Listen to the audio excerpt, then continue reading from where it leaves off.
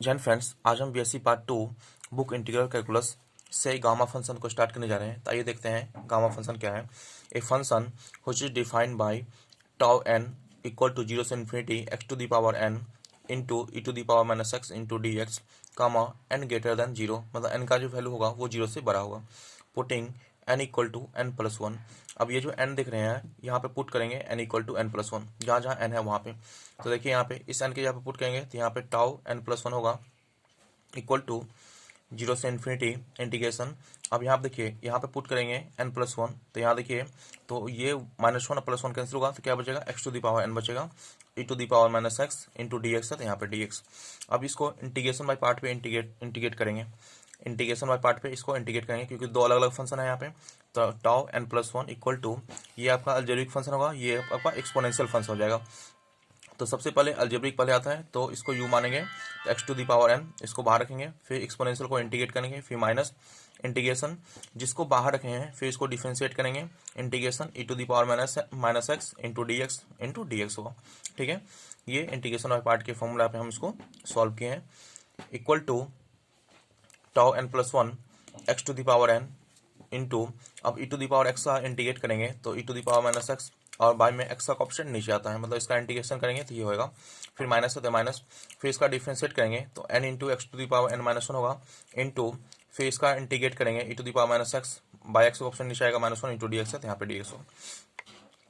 Equal to tau n plus one, tau n plus one.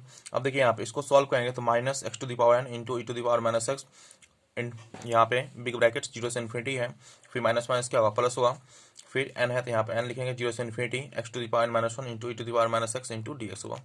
ठीक है, फिर देखिए tau n plus one equal to big brackets minus infinity. अब यहाँ पे एक बार x का वैल्यू इन्फिनिटी पुट करेंगे, यहाँ देखिए यहाँ पे आपका दिया टाउ n प्लस वन, यहाँ पे x का value n plus one put करेंगे, सॉरी यहाँ पे x का वैल्यू पुट करेंगे इन्फिनिटी, एक बार जीरो रखेंगे। तो देखिए यहाँ पे तो यहाँ पे tau n plus one equal to x आप रखेंगे कितना minus infinity n into e to the power minus infinity होगा, फिर माइनस, अब जीरो पुट करेंगे यहाँ पे तो ये आपका कितना minus zero into e to the power minus zero, फिर प्लस यहाँ पे आपका n दिया गया है, ध्यान दीजिए यहाँ पे n है और इसको हम क्या लिख सकते हैं, आप देखिए ध्यान दीजिए इसको हम क्या लिख सकते हैं, इसको लिख सकते हैं टाउ n। देखिए यहाँ पे दिया गया है टाउ n का वैल्यू ये दिया गया आपको। ठीक है, तो इसके जगह पे हम लिख सकते हैं टाउ n लिख सकते हैं यहाँ पे। तो यहाँ पे हम लिखे हैं plus n into tau n plus one equal to, अब यहाँ देखिए ये इन्फिनिटी का पावर कुछ भी होगा तो इन्फिनिटी हुआ तो माइनस इन्फिनिटी इंटू, अब e to the power minus infinity है तो one by e to the power infinity होगा, फिर माइनस जीरो से माइनस जीरो लिखिए या जीरो दोनों एक ही चीज़ होता है तो zero into one by e to the power क्या होगा जीरो होगा, फिर plus n into tau n plus n into tau n होगा।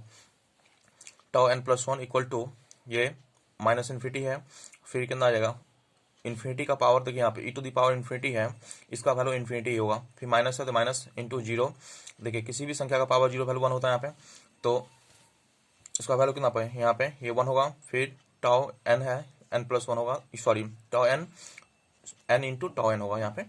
तो tau n plus one equal to देखिए माइनस इन्फिनिटी, अब वन बाई इन्फिनिटी का वैल्यू क्या होता है जीरो होता है, फिर इसको सॉल्व करेंगे तो यहाँ पे जीरो आएगा तो यहाँ पे minus zero plus n tau n होगा, टाउ n प्लस वन होगा। अब इसको इससे मल्टीप्लाई करेंगे तो यहाँ पे जीरो होगा, फिर आपका ये जीरो होगा n और यहाँ पे टाउ n होगा यहाँ पे। अब इसको सॉल्व करेंगे तो यहाँ पे कितना आ जाएगा tau n plus one equal to n into tau n होगा यहाँ पे। तो आई होप यही है गामा फंक्शन। तो आई होप ये वीडियो आपको पसंद आए तो वीडियो को लाइक कीजिए, चैनल को सब्सक्राइब कीजिए, ज़्यादा से ज़्यादा शेयर कीजिए। और एक नोट देखिए, c का पावर इन्फिनिटी होगा तो उसका वैल्यू इन्फिनिटी होगा, ये कब होगा if c greater than one, अगर c का वैल्यू वन से बड़ा होगा तो यहाँ पे वैल्यू इन्फिनिटी होगा, और इफ c अगर c का पावर इन्फिनिटी है उसका वैल्यू जीरो होगा तो ये जीरो कब होगा इफ c बराबर जीरो। तो ये कंसेप्ट आपको यहाँ पे लागू होगा, तो आप देख सकते हैं e का वैल्यू होगा 2.71, तो आप यहाँ पे आप चूज कर सकते हैं। ठीक है, तो अगर ये वीडियो आपको पसंद आए वीडियो को लाइक कीजिए, चैनल को सब्सक्राइब कीजिए, ज़्यादा से ज़्यादा शेयर कीजिए और कमेंट जरूर कीजिए ये क्वेश्चन कैसा लगा। Thank you. Thank you.